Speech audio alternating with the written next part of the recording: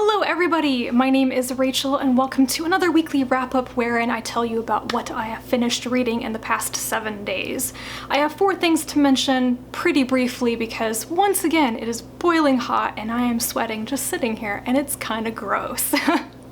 So, the first thing, which is the easiest and shortest to talk about, is that I read Adulthood is a Myth by Sarah Andersen. This is one of her Sarah's Scribbles collections and is basically a reread for me because I've read all of these comics online at least once and in some cases many times over. I absolutely love Sarah's Scribbles. So, I think that Sarah's Scribbles, most of these comics are extremely relatable for anxious millennials, perhaps.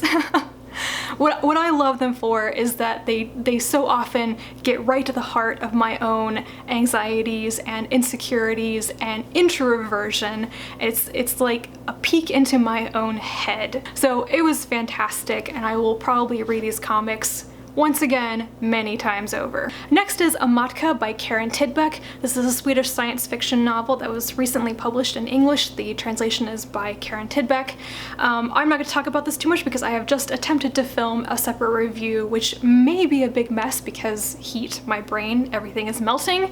But I love this book. I really loved it, and it's a very quiet, understated novel compared to a lot of the science fiction that I really enjoy. The dark, creepy aspects, Tidbeck is so great at writing, so more thoughts on this book to come, but basically, if you are interested in reading translated SFF, get this one. The other translated book that I read this past week was a very interesting one, and it is The Fall of Language in the Age of English by Minae Mizumura. This is translated by Mari Yoshihara and Juliet Winter's Carpenter. This reads like an extended essay in which Mizumura is arguing and discussing about why writers choose to or should choose to write literature in their own native non-English language in a world in which there's so much pressure to write and publish in English because that is the universal dominant language that will reach the broadest audience. This was a fascinating read, mostly for me because of Mizumura's perspective.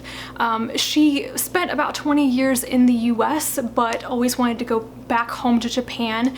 She chooses to write in Japanese, and while she does seem to read and speak English, she doesn't consider herself to be fluent. She's also not completely enamored with the English-speaking world and American culture and such.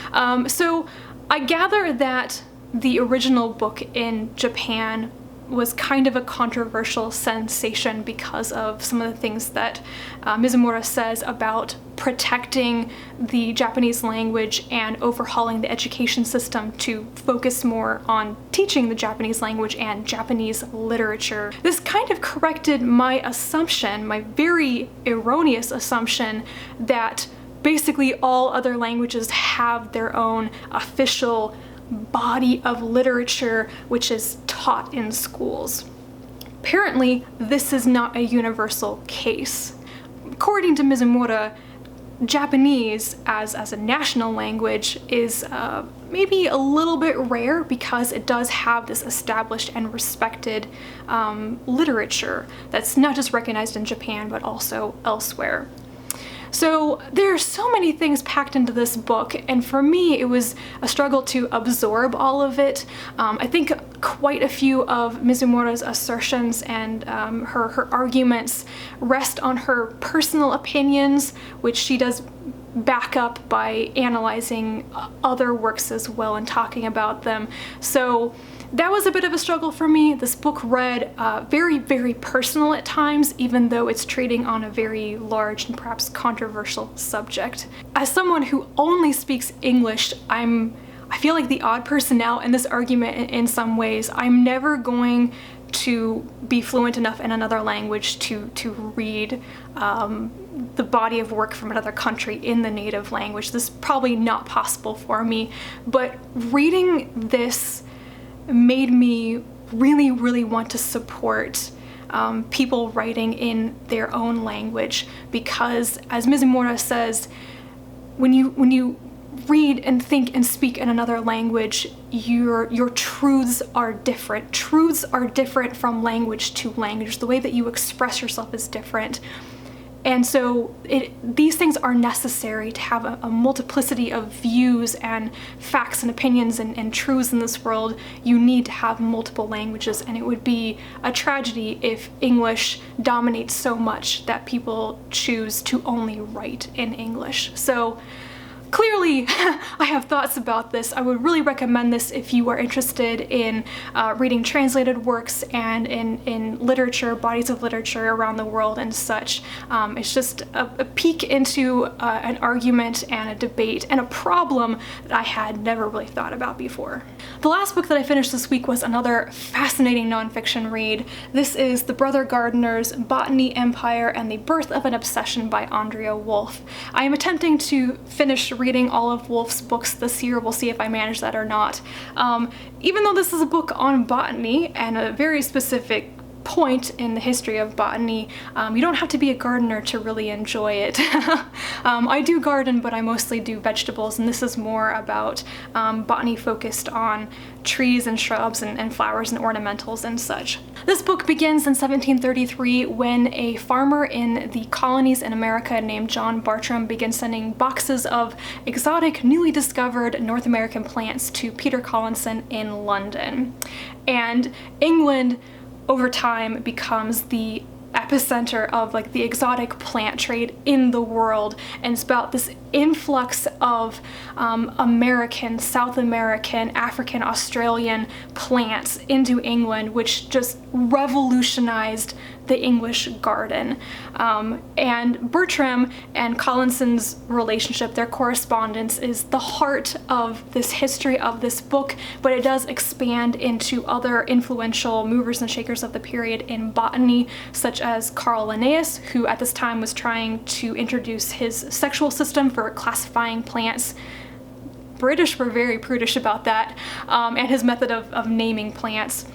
His protege, Daniel Solander, and Joseph Banks, a British nobleman or very wealthy man who were on Captain Cook's Endeavour mission, where they went to Australia. And another person is Philip Miller, who is the author of The Gardener's Dictionary, which was very important as well. This book just covers so much ground with about 6 men and what they achieved in botany. What impressed me the most with this story is just how much I learned about how humans have moved plants around. Wulf manages to make this more than just a dry recital of historical fact backed up with quotations. She brings these people to life. She discovers their personalities. She quotes from their correspondence. She uses their own words in this fantastic way, weaving it into an actual narrative. She's telling a story here. It appears that all of Andrea Wulf's books kind of focus on this time period of like the early 1700s through the very, very early 1800s, when so much was happening in the sciences in particular, and it's the time period that I've discovered I really enjoy reading. That is it for my week of excellent reading. Everything I read was really, really good. I am currently reading Null States by Malka Older. This is the sequel to last year's Infomocracy about futuristic politics and microdemocracy. I'm really enjoying it. I'm hoping to finish it today before BookTubeAthon starts on Monday, so I have kind of a clean reading slate to start off with. That may not happen though. I keep getting pulled away from reading this week. I sit down to read and then something distracts me, you know? So yeah, that is it. I hope you're having a great weekend as well. If you're doing BookTubeAthon, good luck with all your reading challenges. And I'll be back to talk to you again soon. And until then, bye.